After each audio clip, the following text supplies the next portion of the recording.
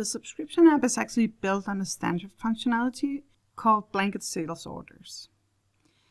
A blanket sales order is made when we make an agreement with our customer, for example, to deliver 100 units of a specific item over the course of a year or half a year, whichever period makes sense in the market we're in. So for example, here the customer has agreed to buy 100 pieces, but he will control when he withdraws those items.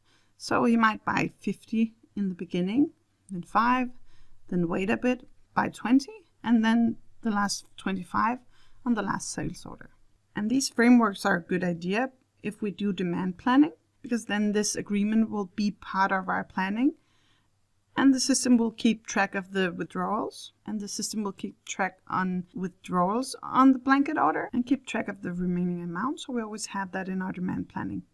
The subscription app uses subscription orders, and we have made an extension where we add more fields to the blanket order. And the things we have added means that we can focus on recurring invoicing.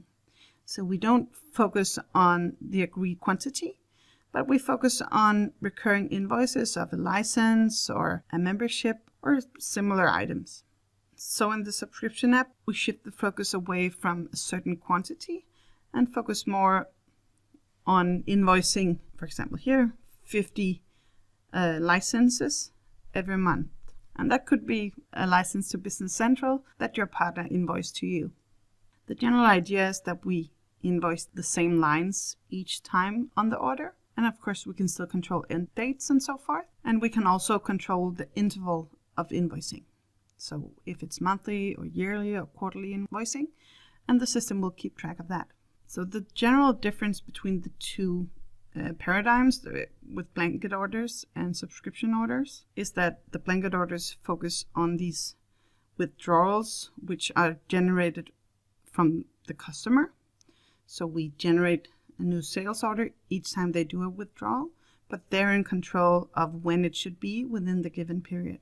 In the subscription app, we actually put the system in charge of the frequency, because the system keeps track of the recurrence period. So in both cases, there's an underlying agreement with the customer, but the reason for creating these orders are different.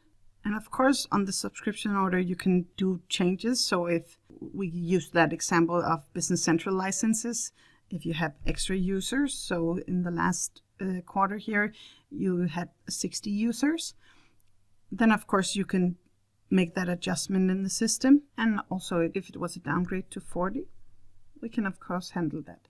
So as I mentioned, in both cases, there's an underlying agreement with the customer, but the reason for invoicing is different, and probably also the items you're selling.